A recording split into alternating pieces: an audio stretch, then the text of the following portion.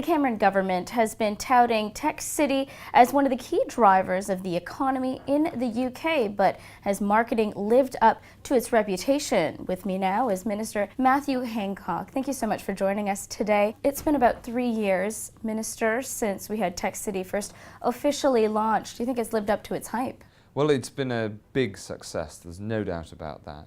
In terms of the numbers of jobs in tech in London, they've almost doubled over the last 3 years or so. They've provided for about a quarter of the total jobs growth in London. So measured on jobs, which is one of the most tangible ways to measure this, it's been a success. I just want to take a look at the Tech City numbers, if you wouldn't mind. These are a press release from number 10 Downing Street. As you can see, 15 tech companies in 2008 topping the chart for new business generation in the UK for 2013 with more than 15,000 startups. I was able to speak with your press corps, which made clear that the 15 tech companies came from observational data by the person who actually coined the term Silicon Roundabout. The 15,000 came from an accountancy firm which said those numbers, the 15,000, are not only tech companies but a wide range of businesses in the area. Do you think that's the best way to perhaps substantiate the claims in terms of success for the government? I think there's loads of different ways to do it.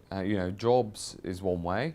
The numbers of companies is another, and the other is the use of office space in that part of London. But what really matters is getting the dynamic growth, getting companies moving to Britain, and we've seen some of that happen too. But is there any way of providing perhaps an accurate assessment of the lifespan of some of these companies, considering that you and I can today decide that we want to start companies, establish them in Tech City, and perhaps mine could be a hot dog business, yours could be a tech company, wouldn't we?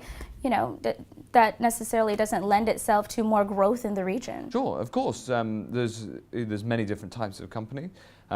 These things are inherently move quickly, change fast. Measuring them is always difficult. That's why the first measurement I resorted to was jobs, because they're pretty tangible and pretty reliably measured. So you measure the economy as best you can. The economy is a complex beast. Of course, measurement is an issue, but that shouldn't take away from the fact that there's very clear expansion, and there's clearly companies moving in from overseas, and there's clearly a vibe on.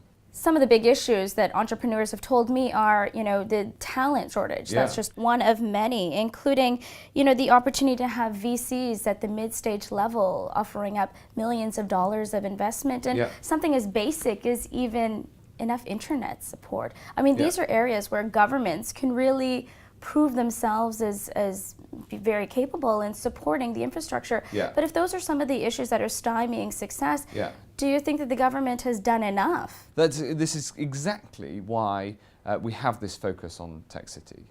You bring together the different players, and if there's a problem with broadband, it may well be that the solution can be financially a private sector one, with a company like BT coming in to provide the answer. But if there's a direct line into government, they can pick up the phone and say, look, we've got a problem with broadband in this area of London, in Tech City. We need you to fix it. Standard Industrial Classification Code, notoriously difficult to track the successes of businesses, technology businesses in particular, across the UK. But I attempted to do so, and actually I was looking at Tech City companies, 10,000 of which had a turnover of 2.47 billion.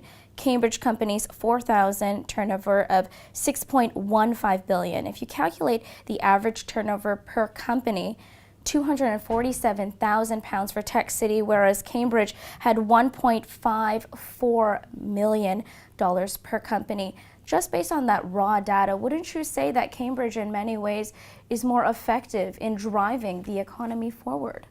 I think there's lots of things that go into those sorts of calculations, and in a sense there's no need to make the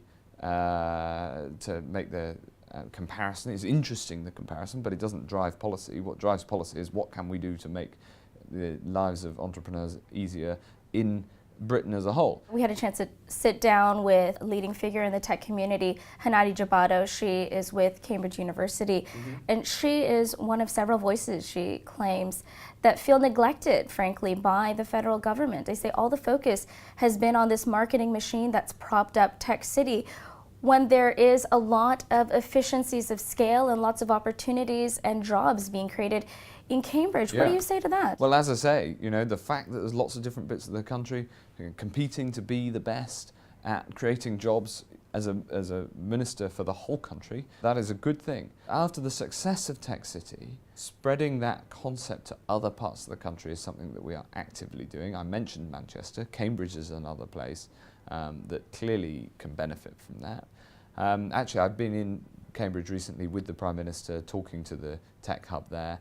They certainly get my attention. But a lot of the campaigns, as I'm sure you're aware, Tech City, that website alone, I mean, it's very much focused on the London example, but people who are fueling it are taxpayers from across the country. Don't you think there should be more of a marketing machine for the rest of the country? Absolutely, get in touch.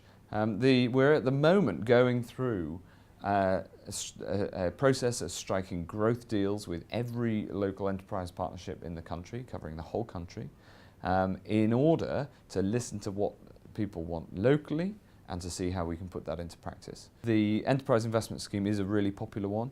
In the latest budget, we made the Seed Enterprise Investment Scheme, the smaller scale version. We made that permanent. We brought it in for a couple of years to see how it went, and we've made that permanent. Do you think the government's done enough to support the other hubs equally? Well, we're doing everything we can, and we're going through this process now. We've struck some city deals with particular cities, like Leeds, for instance, Manchester, as I mentioned, also Birmingham, and then some of the smaller cities, including Ipswich, and a total of 38 cities, I think. And now we're spreading that to make sure it covers the whole country through the local enterprise partnerships. Minister, thank you so much for joining me today.